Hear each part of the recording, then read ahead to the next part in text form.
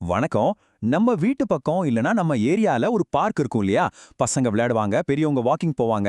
ஆனா, என்னைக்காவது யோசிச்சிருக்கீங்களா அந்த பார்க்கோட உண்மையான ஓனர் யாருன்னு? வாங்க, இன்னைக்கு இத பத்தி கொஞ்சம் டீடைலா தெரிஞ்சுக்கலாம். ஒரு நிமிஷம் யோசிச்சு பாருங்களேன்.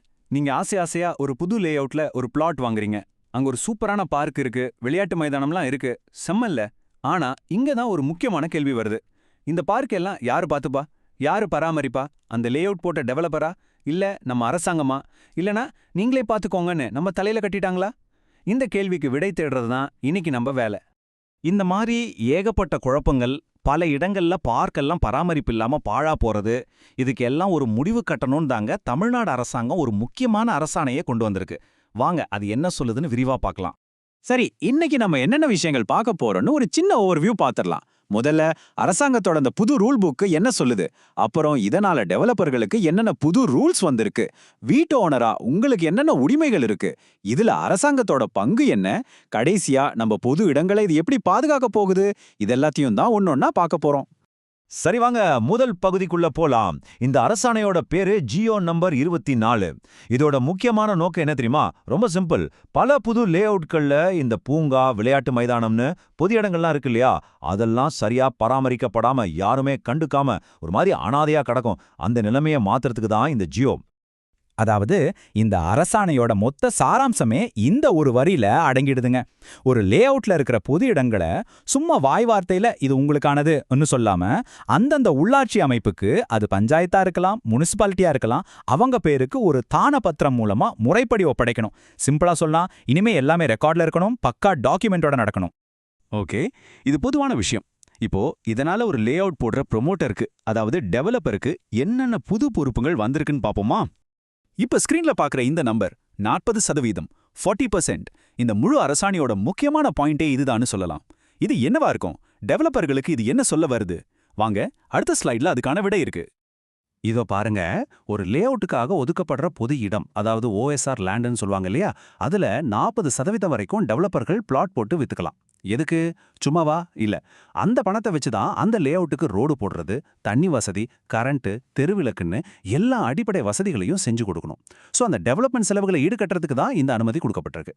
சரி, அப்போ ஒரு டெவலப்பர் இதையெல்லாம் எப்படி சரியா செய்யணும்?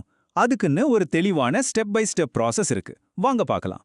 ஸ்டெப் 1, முதல்ல அங்க பிளாட் வாங்கினவங்களெல்லாம் சேர்த்து ஒரு குடியிருப்போர் நலச்சங்கத்தை, அதாவது ஒரு ரெசிடென்ட்ஸ் அசோசியேஷனை உருவாக்கணும். ஸ்டெப் 2, 5 வருஷத்துக்குள்ள அந்த லேஅவுட்க்கு தேவையான ரோடு, தண்ணின்னு எல்லா அடிப்படை வசதிகளையும் செஞ்சு முடிக்கணும். ஸ்டெப் 3, மீதி இருக்கிற அந்த 60% பொது இடத்தை உள்ளாட்சிக்கு ஒப்படைக்க தயார் செய்யணும். ஸ்டெப் 4, இதுதான் ரொம்ப முக்கியம். அந்த பொது இடங்களை ஒரு தான பத்திரம் மூலமா அதிகாரப்பூர்வமா உள்ளாட்சிக்கு எழுதி தரணும். இந்த 4 ஸ்டெப்ஸையும் கரெக்டா ஃபாலோ பண்ணியாகணும். ஓகே, இதெல்லாம் டெவலப்பரோட கடமை. சரி, இப்போ நம்ம விஷயத்துக்கு வருவோம். ஒரு வீட்டு உரிமையாளரா, ஒரு பிளாட் ஓனரா உங்களுக்கு இதனால என்ன லாபம், உங்களுக்கு என்னென்ன உரிமைகள் கிடைக்குதுன்னு தெரிஞ்சுக்க வேண்டாமா? வாங்க பார்க்கலாம். பாருங்க, உங்களுக்கு கிடைக்க போற நன்மைகள் என்னென்னு.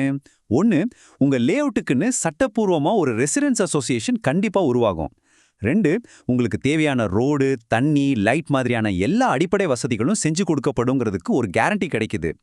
3, ஒருவேளை டெவலப்பர் விற்கிற அந்த 40% நிலத்துல ஒரு பகுதியை வாங்கணும்னா உங்க அசோசியேஷனுக்கு தான் முதல் சான்ஸ் கிடைக்க வாய்ப்பு இருக்கு. இது எல்லாத்தையும் விட முக்கியமானது என்னன்னா, உங்க ஏரியா பார்க்கோ, மைதானமோ இனிமே யாருக்கும் சொந்தம் இல்லாத அனாதை கிடையாது. அதுக்குன்னு ஒரு சட்டப்பூர்வமான ஓனர், ஒரு பொறுப்புள்ள அமைப்பு வந்துரும். ரைட். டெவலப்பர் அவரோட வேலையை முடிக்கணும், உங்களுக்கு உங்க உரிமைகள் கிடைக்குது. சரி, இதுல நம்ம அரசாங்கத்தோட பங்கு என்ன? லோக்கல் பாடிஸ், அதாவது உள்ளாட்சி அமைப்புகள் எப்படி இந்த ப்ராசஸ்ல இன்வால்வ் ஆகுறாங்கன்னு பார்க்கலாம். ரொம்ப சிம்பிள். அந்த டெவலப்பர் தானப்பத்திரத்தை எழுதி உள்ளாட்சிக்கிட்ட ஒப்படைச்ச அடுத்த நிமிஷமே உங்க ஏரியாவோட பஞ்சாயத்தோ இல்ல நகராட்சியோ தான் அந்த பூங்கா, மைதானம் எல்லாத்துக்கும் அஃபீஷியல் ஓனர். அதுக்கப்புறம் அதை பராமரிக்கிறது, பாதுகாக்கிறது எல்லாமே அவங்க பொறுப்பு. ஸோ லாங் டேர்ம்ல அந்த இடத்த பார்த்துக்க வேண்டிய மொத்த கடமையும் அரசாங்கத்துக்கிட்ட போயிடுது. சரி, இப்ப நம்ம தனித்தனியா பார்த்த எல்லாத்தையும் ஒன்னா சேர்த்து ஒரு பெரிய படமா பாப்போமா? டெவலப்பர், வீட்டு ஓனர்ஸ், அப்புறம் அரசாங்கம், இந்த 3 பேரும் எப்படி ஒரு டீமா வேலை செஞ்சு நம்ம பொது இடங்களை காப்பாத்துறாங்கன்னு புரிஞ்சுக்கலாம். இந்த டேபிள பார்த்தீங்கன்னா உங்களுக்கு ரொம்ப தெளிவா புரியும். பாருங்க, டெவலப்பரோட முக்கிய வேலை அடிப்படை வசதிகளை செஞ்சு கொடுத்துட்டு பொது இடத்தை முறைப்படி ஹேண்ட் ஓவர் பண்றது. ரெசிடென்ஸ் அசோசியேஷனோட வேலை வீட்டு ஓனர் சார்பா பேசி நம்மளோட பொது நலன்களை பாத்துக்கிறது. உள்ளாட்சி அமைப்போட வேலை என்னன்னா, அந்த இடத்த கைமாத்தி வாங்கி அது எப்பவுமே பொதுமக்களோட பயன்பாட்டில் இருக்கிறத உறுதி செய்யறது. ஒவ்வொருத்தருக்கும் ஒவ்வொரு முக்கியமான பொறுப்பு. இந்த ஜியோ வர்றதுக்கு முன்னாடி என்ன நிலைமை, இப்போ என்ன நிலைமைன்னு ஒரு சின்ன கம்பேரிசன் பார்ப்போமே. முன்னாடி அந்த பார்க் யாருக்கு சொந்தம்னே ஒரு தெளிவு இருக்காது. ஆனா இப்போ அது உள்ளாட்சிக்கு சொந்தம்னு பக்கா டாக்குமெண்ட் இருக்கு. முன்னாடி ரோடு போடுறேன், லைட் போடுறேன்னு சொல்லிட்டு ஏமாத்த வாய்ப்பு இருந்துச்சு. ஆனா இப்போ சட்டப்படி செஞ்சுதான் ஆகணும். முன்னாடி ஏதாவது குறை இருந்தா யார்கிட்ட போய் சொல்றதுன்னே தெரியாது. ஆனா இப்போ நமக்காக பேச, நமக்காக கேட்க ஒரு ரெசிடென்ஸ் அசோசியேஷன் இருக்கு. நிஜமாவே ஒரு பெரிய வித்தியாசம் இல்லையா? நம்ம ஆரம்பத்துல இருந்து இந்த தானபத்திரம்னு சொல்லிட்டே இருக்கோமே, அப்படின்னா என்ன? ரொம்ப சிம்பிள்ங்க.